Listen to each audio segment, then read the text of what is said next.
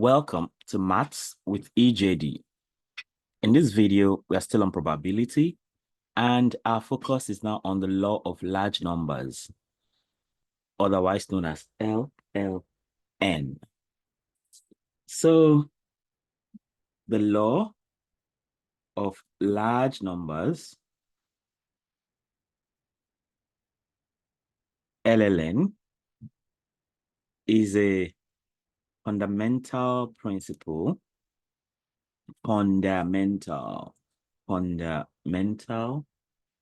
principle in probability theory.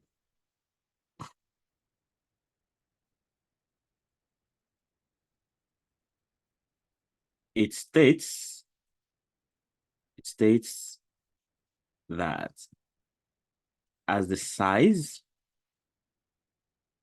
of a sample increases, it states that as the size of a sample increases, the sample mean will converge to the population mean.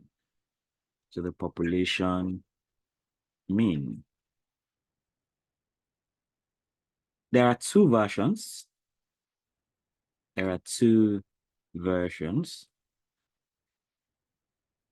So you have the weak law of large numbers, or WLLN. And there is also the strong law of large numbers, which is SLLN, strong law of large numbers. So the key difference between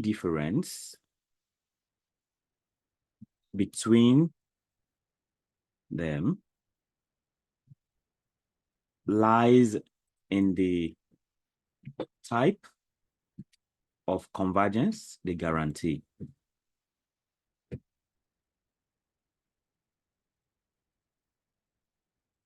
Okay, so the kind of convergence they guarantee is what differentiates between WLLN and SLLN. Okay, so let's explore this concept. Using a dice rolling experiment. Let's explore these concepts using a dice rolling example and calculations to clarify the meaning of each version.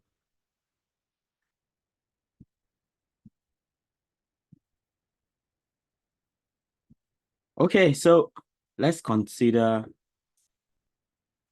weak law of large numbers. WLLN.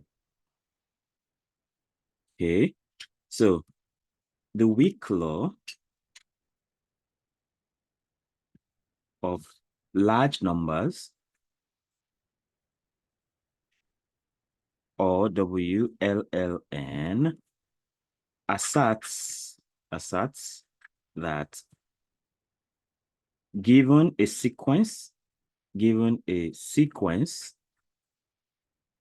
of independent and identically distributed,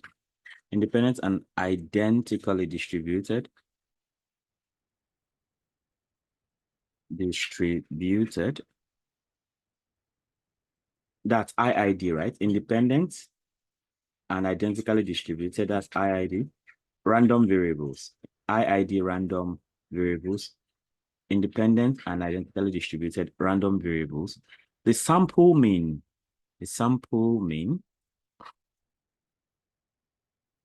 converges to the expected value,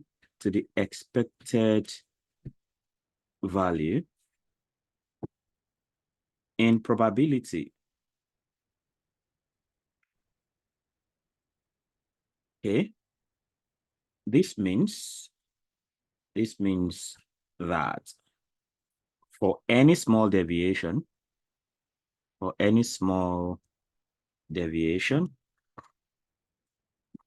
from the expected value,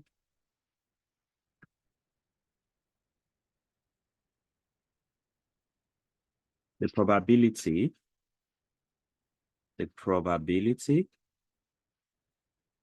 of observing such a deviation decreases as the sample size increases. As the sample size increases. Okay, so let's talk about the example.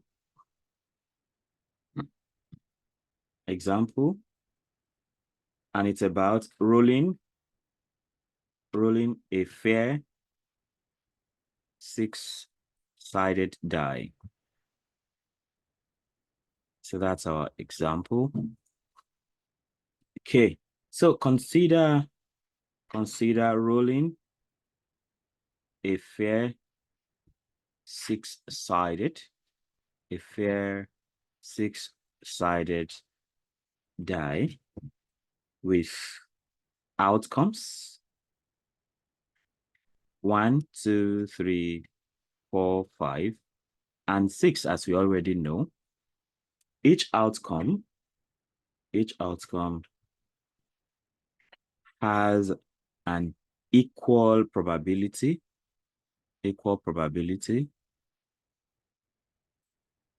of 1/6.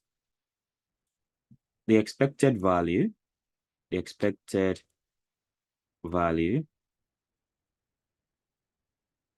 E of X, expected value E of X of a single row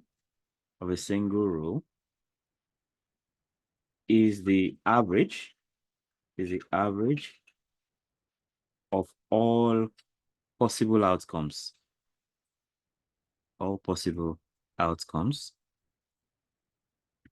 weighted by their probabilities.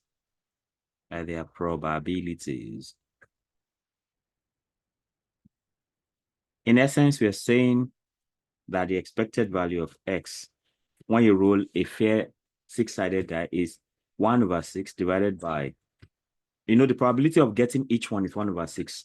Then, so normally, right, just like we did before, it should be 1 multiplied by the probability of getting 1 plus 2 multiplied by the probability of getting 2 plus 3 multiplied by the probability of getting 3 plus 4 multiplied by the probability of getting 4 plus 5 multiplied by the probability of getting 5 and 6 multiplied by the probability of getting 6. So now you have 1/6 into 1 plus 2 plus 3 plus 4 plus 5 plus 6.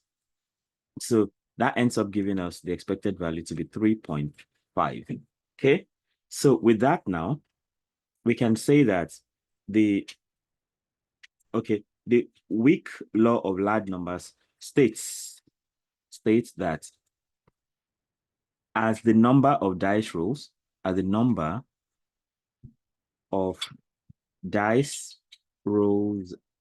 increases, the sample mean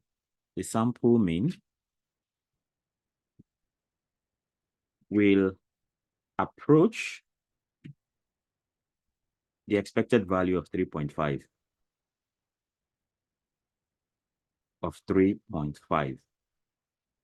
Okay, so let's perform some calculations to confirm this. Let's perform some calculations to observe this in action. Okay, So say we have step 1. Let's see, what is the sample mean?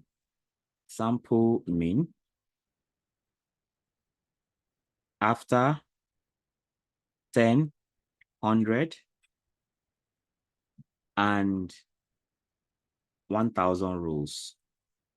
So imagine we roll the die 10 times, 100 times, and 1,000 times. What are we going to see? Okay, so let's say first one for 10 rolls, right? For 10 rolls. Okay, suppose we roll the die 10 times and get the outcomes.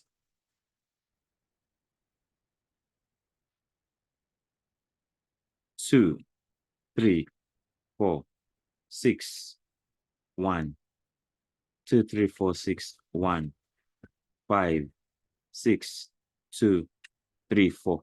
So imagine that we get these outcomes like this. So we roll it 10 times, and these are the outcomes we get.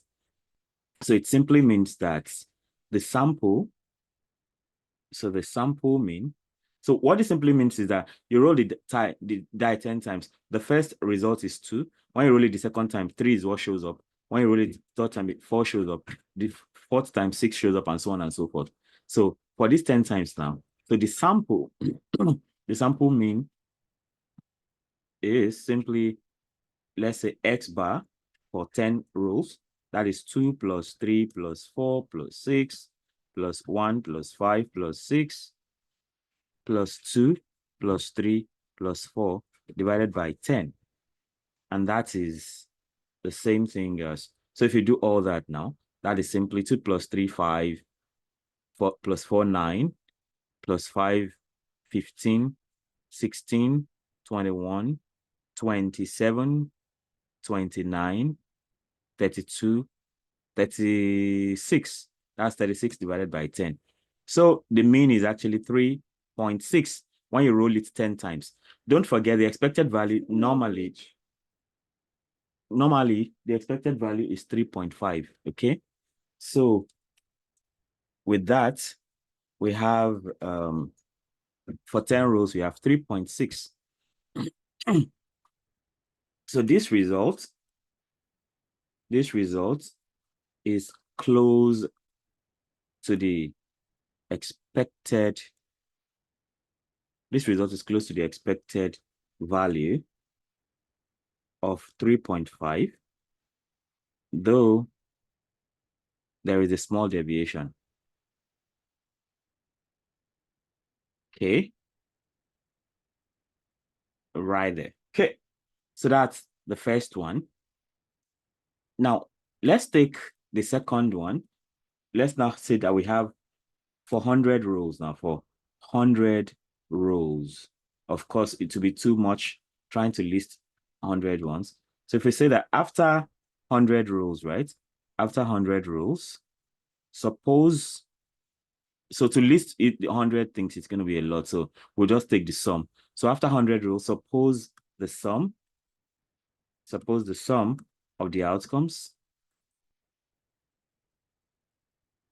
is 354. So the sample mean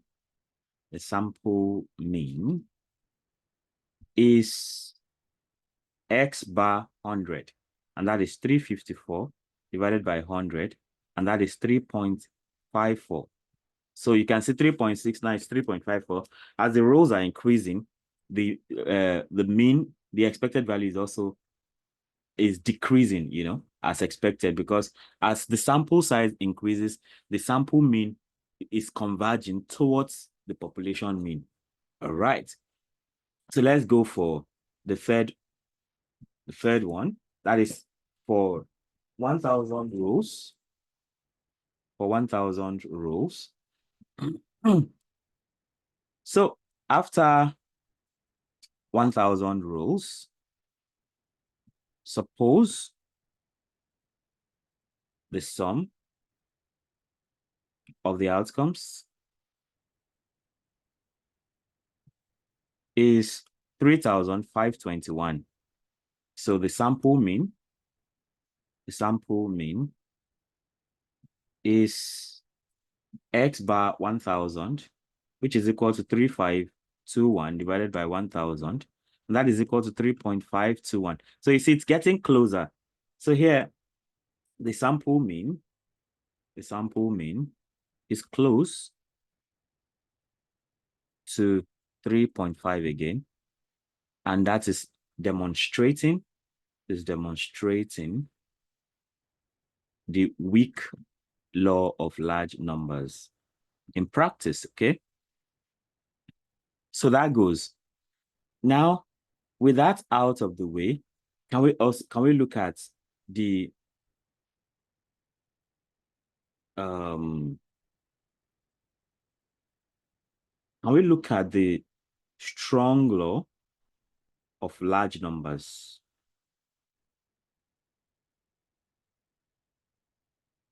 Okay. So we are still on step one, right? We are still on step one, talking about sample mean after 10, 100, and 1,000 rules. So we are going to see variance and all that later in other steps. So let's look at the strong law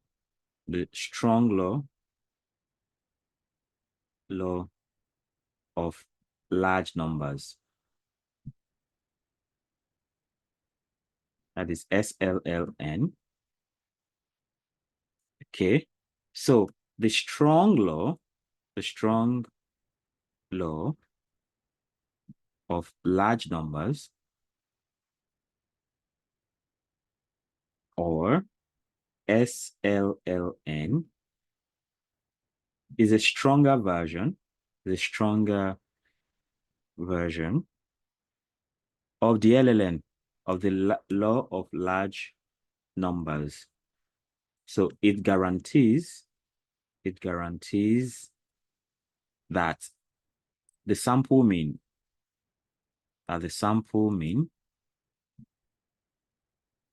converges to the expected value,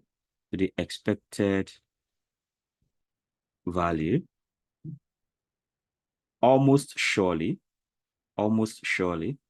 So almost surely means that is with probability one, with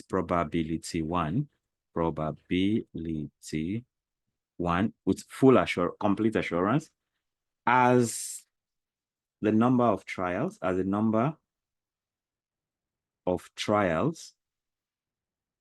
approaches infinity.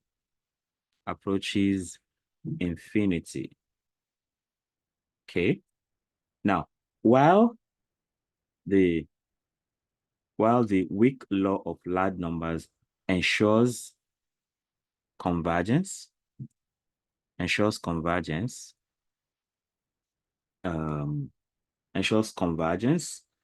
in probability. So the convergence is still in probability, like it's not guaranteed 100%. So with probability, the SLLN, the strong law of large numbers, guarantees that the sample mean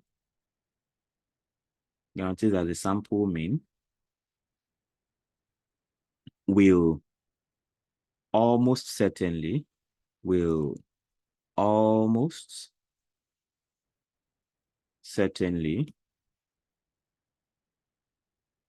converge to the population mean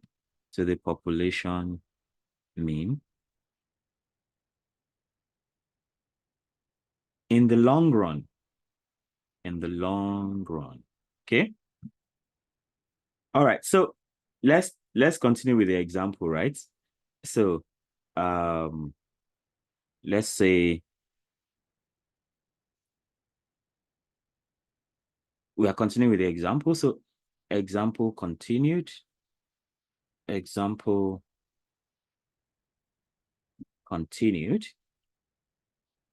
And here we are looking at convergence in the long run.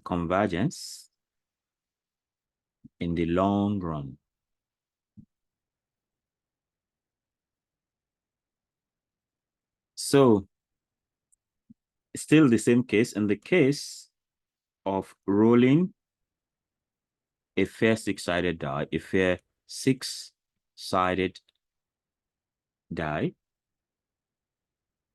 the strong law of large numbers implies that as the number of rows increases indefinitely, the sample mean will converge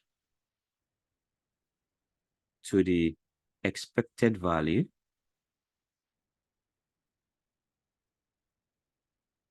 of 3.5 with probability 1,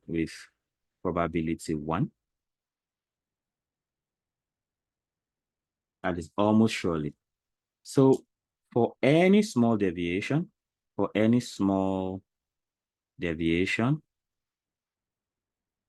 epsilon greater than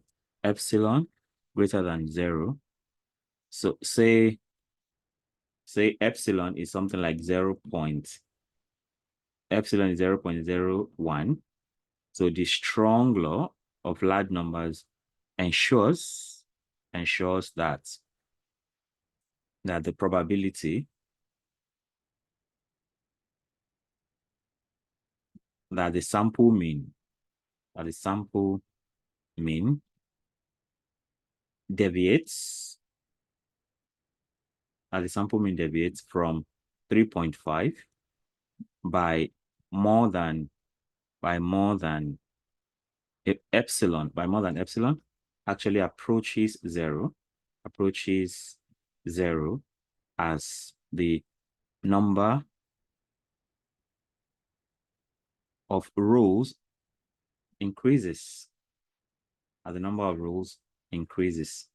So in essence, you are saying that the probability that the absolute value of the mean minus the expected value 3.5.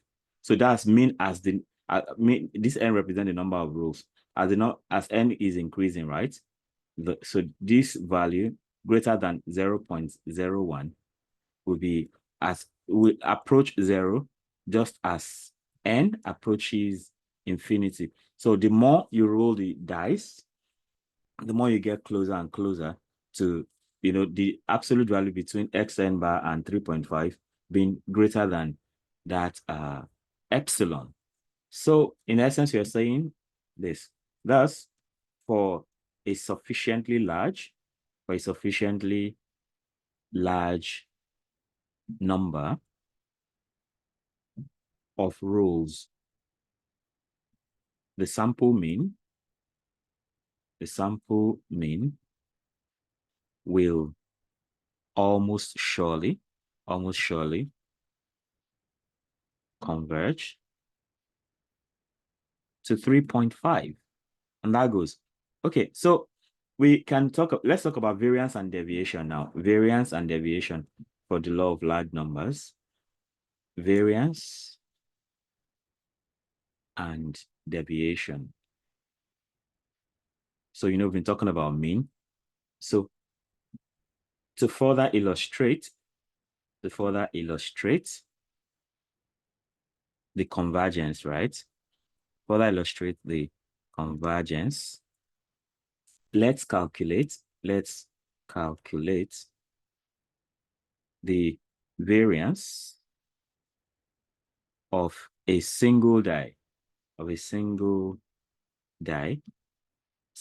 row and estimate how much the sample mean will deviate from the expected value as the number of rows increases. Okay, So, and that leads us to step two. Step two.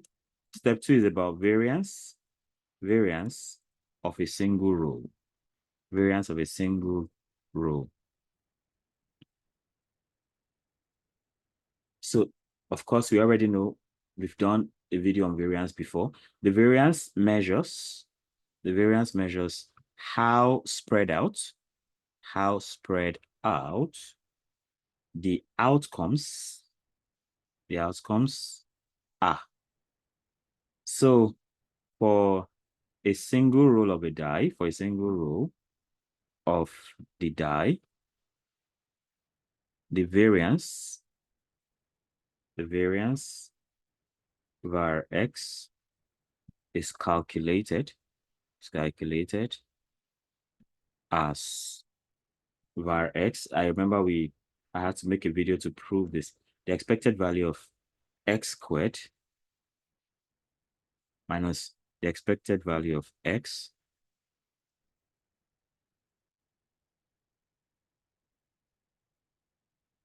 all squared, right? So here now, first calculate expected value of x squared like this. So, we simply have the expected value of x all squared. So we know this is discrete case, right? And it has to be each value, the square of each value multiplied by the probability of it happening. So, that's like, if you like, the summation from, say, can we say n from, okay, let's say from I equals 1 to n of x itself multiplied by the probability of x I. Okay, so that's like xi multiplied by the probability of xi itself. That's like, so when x is 1, I mean x1 squared, sorry, xi squared. So we have 1 squared multiplied by 1 over 6 plus 2 squared multiplied by 1 over 6 plus 3 squared multiplied by 1 over 6. Okay, 3 squared multiplied by 1 over 6 plus 4 squared multiplied by 1 over 6 plus 5 squared multiplied by 1 over 6 plus 6 squared multiplied by 1 over 6. So that simply means we have 1 over 6 into 1 squared plus 2 squared plus 3 squared plus 4 squared plus 4 squared plus 5 squared plus 6 squared. And then that is 1 over 6 into 91, and that is 15.1667. So that is the expected value of x squared, like that. So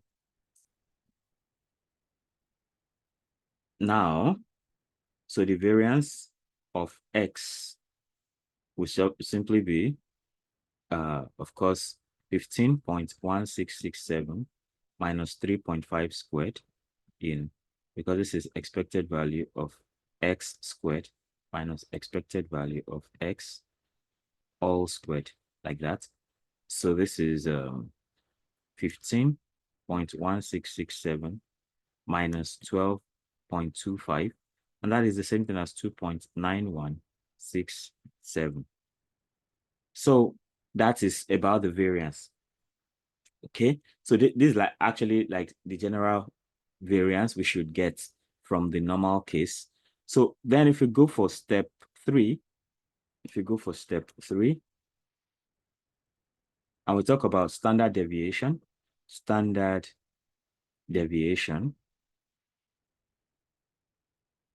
of the sample mean, So let's see how this goes. So this is where we see the law of large numbers come into play. So standard deviation of the sample mean. So we say now the standard deviation of the sample mean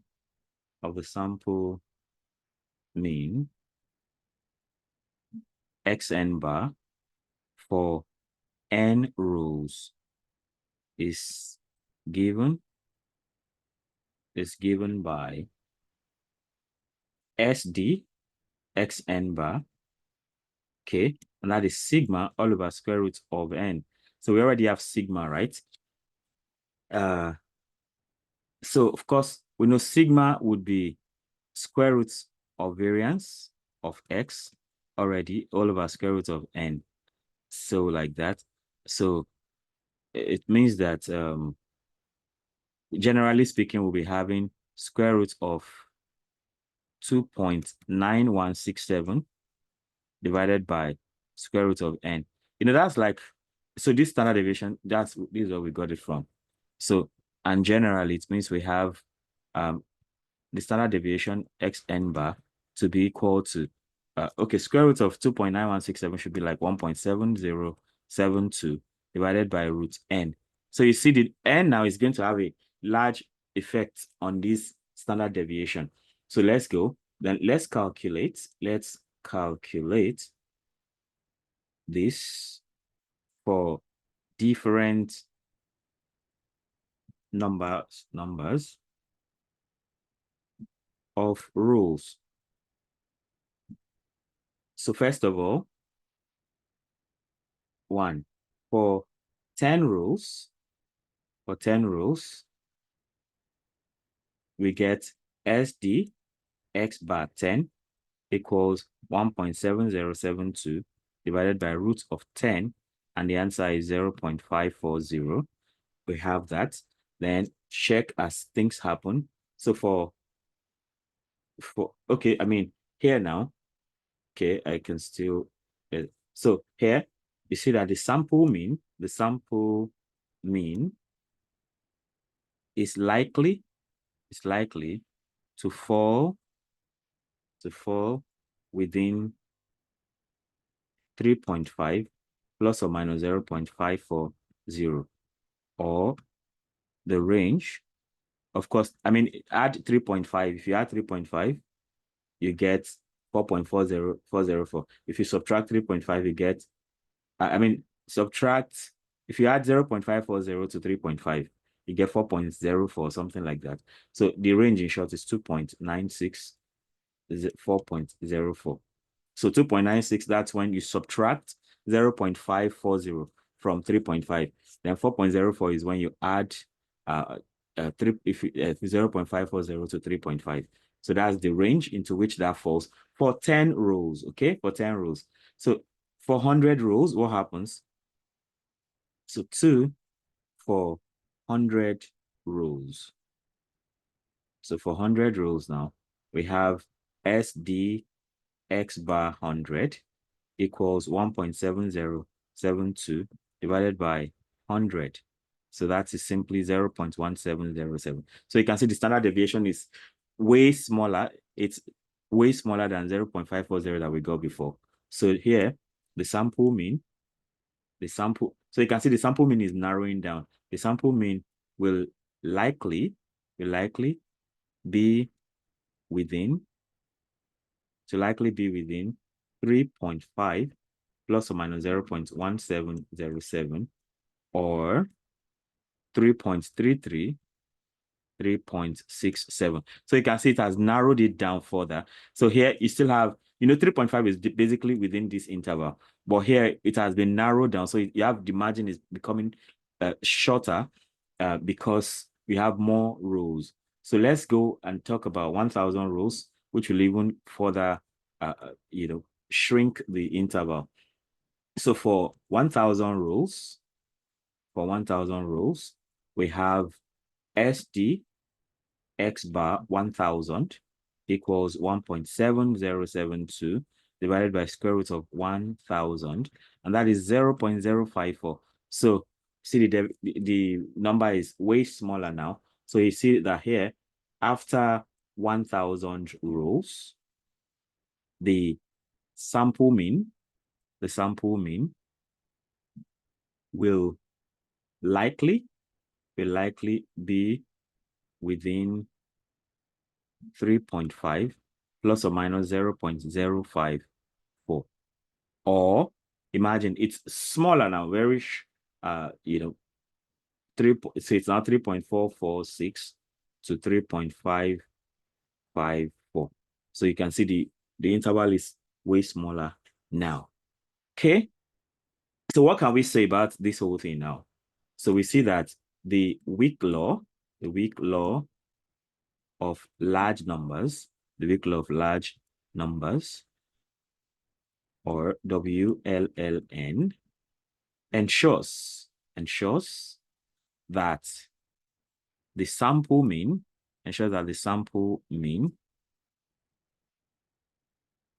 converges to the expected value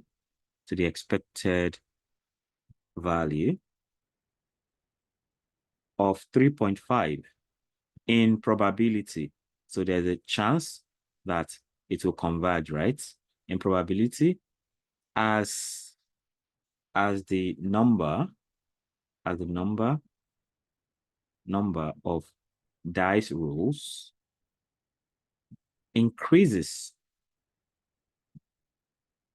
while the strong law of large numbers of the strong law of large numbers, SLLN, guarantees almost sure convergence.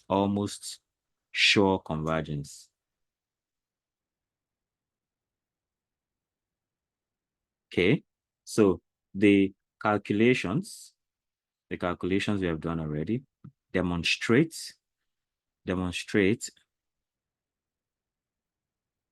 how the sample mean gets closer to the expected value as the number of rows increases, confirming both the weak law of large numbers and strong law of large numbers. Okay, through these examples, it is clear that the larger the sample size, the more reliable the sample mean becomes in approximating the true population mean.